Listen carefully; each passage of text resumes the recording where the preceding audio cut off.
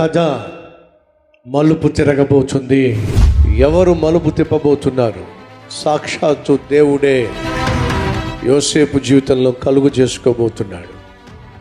ఎలా మూయబడిన ఆ చెరసాల తలుపులు తెరవబడినాయి, ఎలా లోపల వేయబడినటువంటి యోసేపు బయటికి రాబోతున్నాడు, ఎలా అక్కడి నుంచి ప్రధానమంత్రి స్థానానికి యోసేపు వెళ్ళబోతున్నాడు, అసలు నెక్స్ట్ ఏం జరగబోతుంది, వచ్చే వారాల్లో మరింత అద్భుతంగా, మరింత ఆశ్చర్యకరంగా, మరింత ఆశీర్వాదంగా మన సందేశాలు ఉండబోతున్నాయి.